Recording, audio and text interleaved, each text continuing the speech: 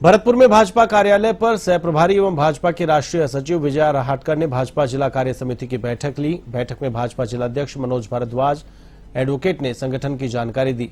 समिति की बैठक में विजया राहटकर ने पदाधिकारियों से कहा कि सरकार द्वारा सराहनीय बजट आम जनता के लिए पेश किया गया।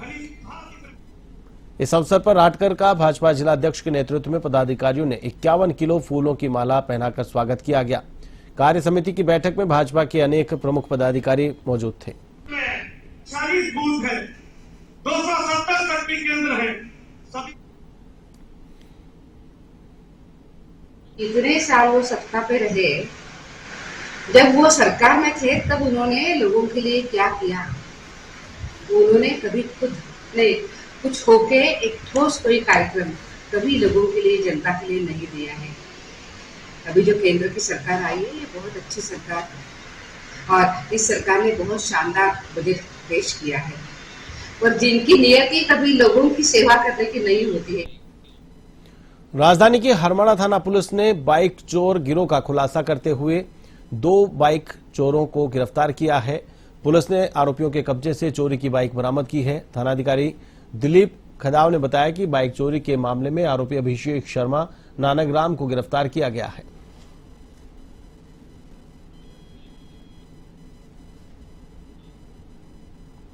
धौलपुर जिले में एक दंपति ने ऐसा जाल रचाया कि उन्हें पुलिस ने पकड़कर हवालात के अंदर कर दिया। मामला राजाखेड़ा थाना इलाके के कस्बे का है, जहां के रहने वाले एक दंपति ने अपने परिवार में ही करोड़ों रुपए की बेशकीमती जमीन को जालसाजी कर खुद के नाम करवा लिया। पीड़ित पक्ष ने 1 साल पहले दंपति के खिलाफ राजाखेड़ा थाने में मामला दर्ज करवाया था।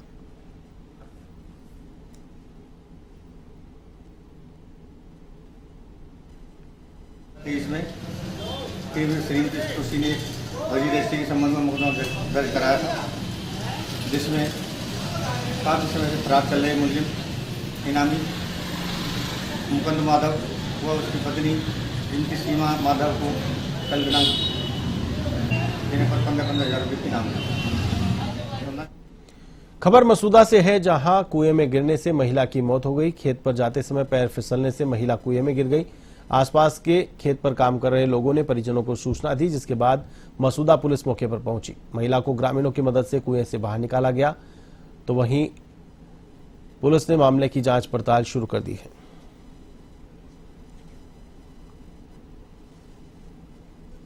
देवपुरा से कोई इतला मिली है कि शाम को 5, साढ़े 5 बजे कोई महिला खेत में जा रही थी काम करने के लिए, कुआं उस रास्ते पे ही था। पैर फिसलने से ये कुएं में गिर गई और फिर इसको निकलवाया और निकला के हॉस्पिटल में मोर्चरी घर में ये लाश रखवाई है। अभी इसका मेडिकल पीएम जो भी हो रहा है वो हो रहा है, कानूनी कार्रवाई ये मामला है।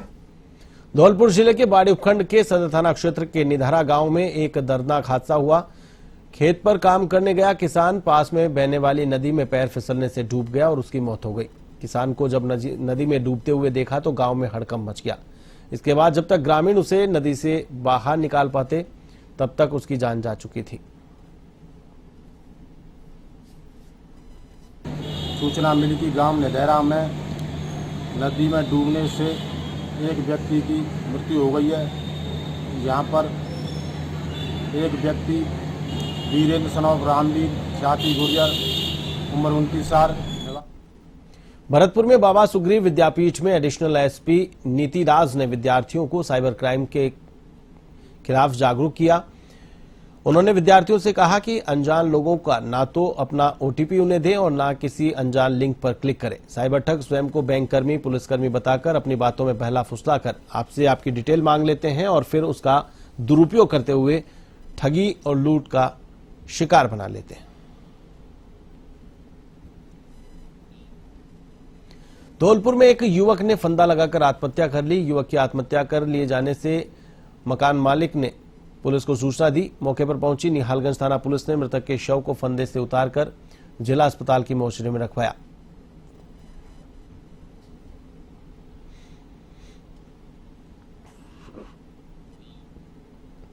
खबर टोंक जिले के निवाई से है, जहां गांव दादिया में बघेरे का आतंक फैला हुआ है। सीताराम गुर्जर ने बाड़े में बंधी 2 बकरियों को बघेरे का शिकार करने का आरोप लगाया है। इस घटना के बाद ग्रामीणों में दहशत बनी हुई है। घटना के बाद ग्रामीणों ने वन कर्मियों को जानकारी दी। जानकारी के मुताबिक पहले भी गांव में एक व्यक्ति व 1 दर्जन से अधिक जानवरों को बघेरे ने शिकार बनाया है।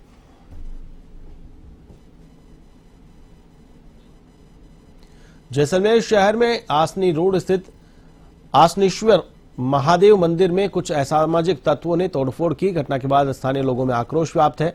घटना की सूचना पर कोतवाली पुलिस मौके पर पहुंची। लोगों ने आरोपियों को जल्द से जल्द गिरफ्तार करने की मांग की है।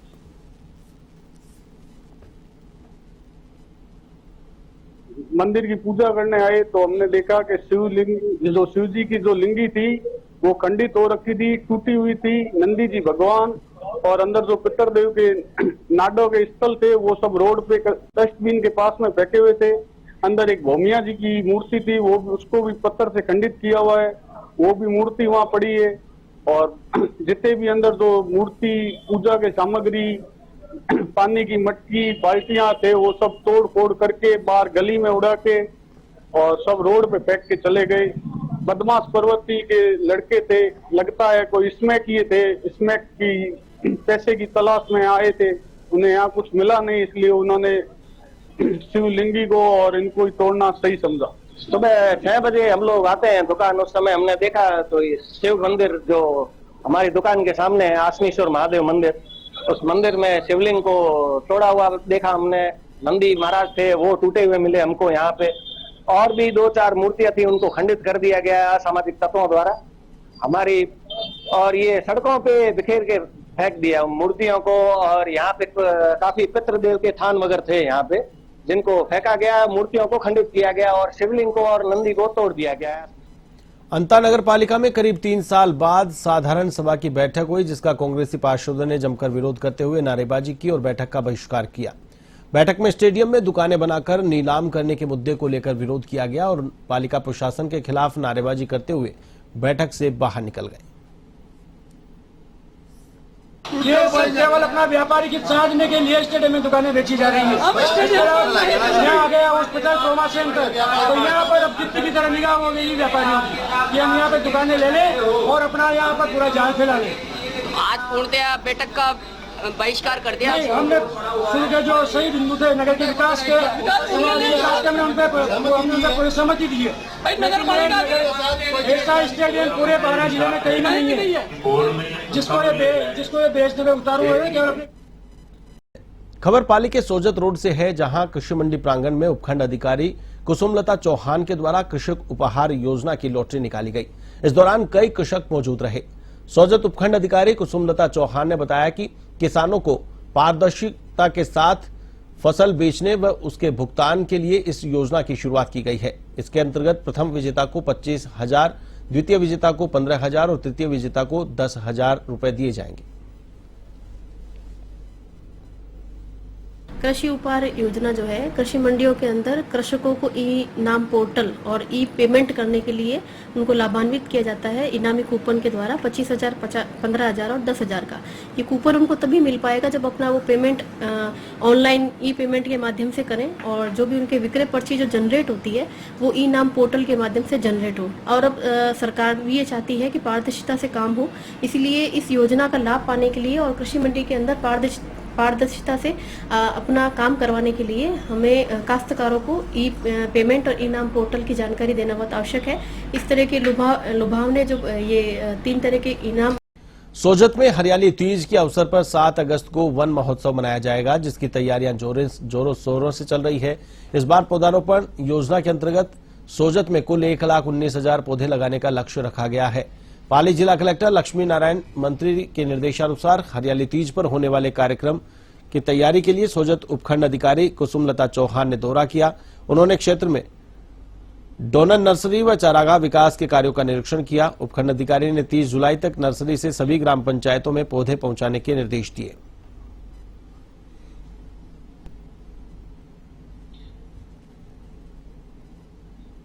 खैरथल तिजारा जिला के भिवाड़ी से बड़ी खबर है। भिवाड़ी में रेप के एक मामले में पुलिस पर कार्रवाई नहीं करने का आरोप लगाते हुए एक महिला ने मनसा चौक पर पेट्रोल छिड़ककर आत्मदाह करने का प्रयास किया। महिला को राह चलते लोगों ने बचा लिया। सूचना मिलने के बाद पहुंची यूआईटी थाना पुलिस ने महिला को समझाइश कर थाना लेकर गई। पीड़िता का आरोप है कि रामवीर कॉलोनी मालिक रामवीर गुर्जर ने उसके साथ दुष्कर्म का प्रयास करते हुए अभद्र व्यवहार किया। इतना ही नहीं, रामवीर गुर्जर के भाई देवेंद्र व उसके लड़कों द्वारा भी उसका शोषण किया जा रहा है। थाने में मामला भी दर्ज कराया गया है, लेकिन पुलिस ने उसमें एफआईआर लगा दी है।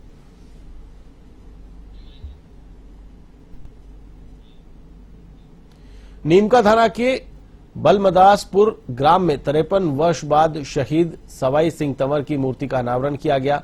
शहीद सूबेदार सवाई सिंह तंवर 1971 के भारत पाकिस्तान युद्ध में शहीद हुए थे।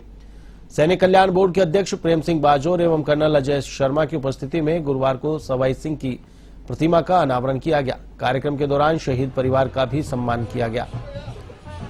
गौरतलब है कि 1971 के भारत पाकिस्तान युद्ध में जवान शहीद हो गया था।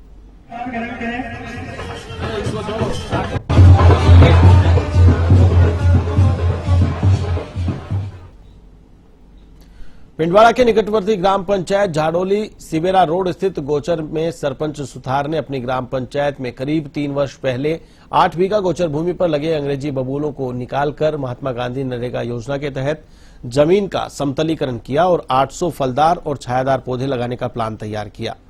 सरपंच सुथार ने कहा कि महात्मा गांधी नरेगा योजना के तहत पौधारोपण प्लांटेशन योजना तैयार की गई।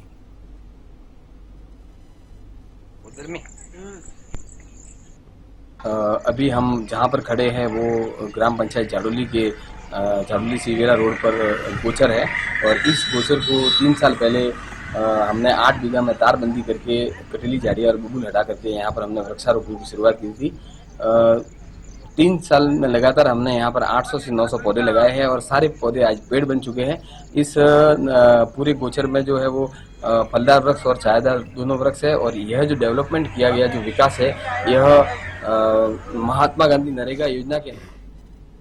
गंगापुर सिटी के नायब तहसीलदार जोलेश माथुर ने ग्राम कोठड़ी में गैर मुमकिन नाले की भूमि से अवैध अतिक्रमण हटवाया। नायब तहसीलदार ने बताया कि उक्त भूमि पर पूर्व में भी अतिक्रमण हटवाकर संबंधित को पाबंद किया जा चुका है, किंतु पुनः अतिक्रमण की शिकायत प्राप्त होने पर एक बार फिर से अतिक्रमण ध्वस्त किए गए हैं।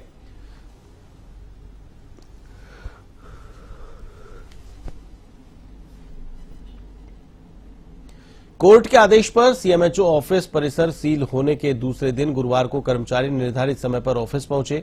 मेन गेट पर ताला लगा होने के कारण कोई भी कर्मचारी अंदर नहीं जा सका। मजबूरन सभी ऑफिस के सामने एक चाय की होटल पर बैठे रहे। इस दौरान एक लोडिंग टेम्पो दवाइयों के पैकेट लेकर आया, लेकिन दरवाजा बंद होने के कारण लोडिंग टेम्पो वाला बिना किसी से कोई बात किए वहां से वापस लौट गया। आबू रोड कोर्ट के आदेश पर सीएमएचओ ऑफिस परिसर को पूरी तरह सील किया जा चुका है।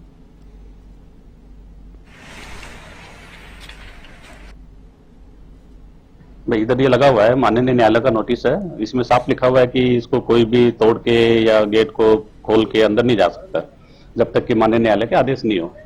जो भी अधिकारी आदेश देंगे हमको भी हमारे उच्च अधिकारी जो है उनकी पालना करेंगे। बाकी सभी कर्मचारी हैं अपनी उपस्थिति देने के लिए आए हुए हैं यहाँ पे। ये कोई एक्सीडेंटल केस था, उसके अंदर परिवादी ने मुकदमा दर्ज करवाया था और क्लेम का मामला था जिसका समय पर भुगतान नहीं हो पाया और कार्यवाही जारी थी इनकी। उच्च अधिकारियों को भी इस मामले के अंदर जानकारी है। यहाँ से भी कई बार पत्र व्यवहार किया जा चुका है, लेकिन प्रार्थी का एक ही शब्द रहता है कि उसको समय पर भुगतान मिले और भुगतान नहीं मिले। डाइंग कैडर के विरोध में राजमेर के मेडिकल कॉलेज के चिकित्सक और शिक्षकों का विरोध बढ़ता ही जा रहा है। विरोध के स्वरूप चौथे दिन भी चिकित्सक सामूहिक अवकाश पर रहे। मेडिकल यूनिटी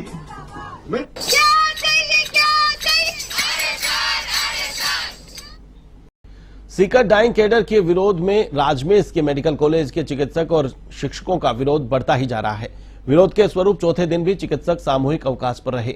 चिकित्सक शिक्षकों ने कल्याण हॉस्पिटल की ट्रॉमा यूनिट के बाहर डाइंग कैडर के विरोध में टीए की बैठक की। चिकित्सकों ने खुद ने अपने आप को मरण की स्थिति बताते हुए कहा कि सरकार ने हमारी मौत की और विरोध के स्वरूप में मेडिकल कॉलेज के छात्रों की पढ़ाई भी थक रही है, जिसके चलते मेडिकल कॉलेज के छात्रों ने भी अपना विरोध जताया है।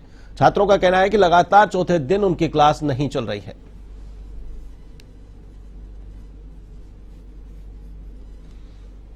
देश भर में 26 जुलाई को कारगिल विजय दिवस मनाया जाएगा। तो कारगिल दिवस में कारगिल शहीदों को इस दिन याद करते हुए सच्ची श्रद्धांजलि दी जाती है। लेकिन राजस्थान का एकमात्र बांसवाड़ा जिला एक ऐसा जिला है जहां स्थानीय प्रशासन और जनप्रतिनिधियों के उदासीन रवैये से 8 साल पहले शहीद हुए एक जवान की ना तो मूर्ति का अनावरण हो पाया हो, ना ही इनके नाम की सड़क बनाने की घोषणा की गई है। बांसवाड़ा शहर के ठीकरिया गांव में रहने वाले शहीद हर्षित भदौरिया 11 नवंबर 2016 को कुपवाड़ा में देश की सीमा पर तैनात थे। उसी समय पाकिस्तान की ओर से हुई गोलीबारी में शहीद हो गए थे। शहीद भदौरिया की शहादत को अमर बनाने के लिए लोगों ने शहीद हर्षित भदौरिया के नाम पर स्थानीय स्कूल का नामकरण करने और दाहोद मार्ग का नामकरण शहीद हर्षित भदौरिया के नाम पर करने की मांग की थी।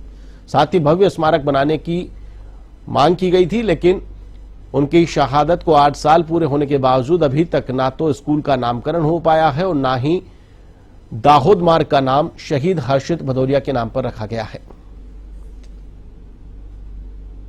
शहीद हर्षित भदौरिया 11 नवंबर 2016 को शहीद हो गया था कुपवाड़ा के किरण सेक्टर में।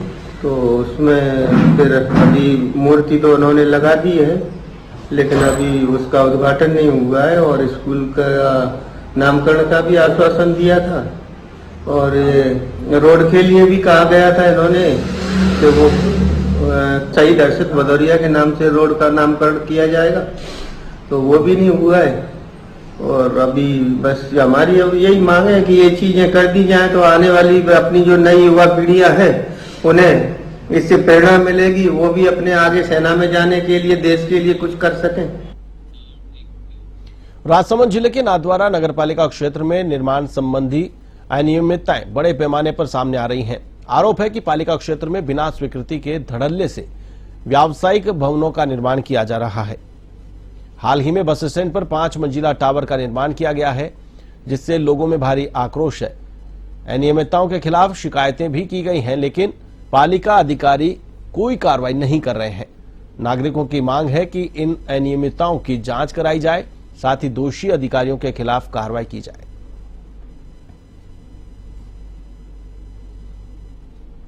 कुछ समय पूर्व ही जानकारी प्राप्त हुई है, तो जो हमारे संबंधित स्वास्थ्य निरीक्षक है और जेई जिनको मौके पर भेजा गया है और रिपोर्ट प्रस्तुत करने के लिए कहा गया है। जो भी रिपोर्ट प्राप्त होगी उसके अनुसार अग्रिम कार्रवाई की जाएगी। सर, उसमें परमिशन नहीं होती तो क्या करेंगे? देखिए, पहले तो ये चेक किया जाए कि परमिशन है या नहीं है तो किसकी परमिशन है रेजिडेंशियल कमर्शियल, तो रिपोर्ट आती है। बरड़ क्षेत्र में पहली बारिश ने ही साफ सफाई को लेकर ग्राम पंचायत प्रशासन दाबी की पोल खोलकर रख दी है। जगह जगह पानी भरने से लोगों को परेशानी हो रही है। आपको बता दें कि गणेश चौक वार्ड नंबर 16 में नालों की सफाई नहीं होने से नाले उफान पर हैं और टूटी सड़कों से वाहन चालकों को काफी दिक्कतों का सामना करना पड़ रहा है। प्रशासन की अनदेखी के कारण जनता परेशान है। लोगों ने डाबी सरपंच प्रतिनिधि मांगीलाल भील, ग्राम विकास अधिकारी मनोहर सिंह को लिखित में शिकायत देकर समस्या से अवगत करवाया है, लेकिन समस्या जस की तस बनी हुई है।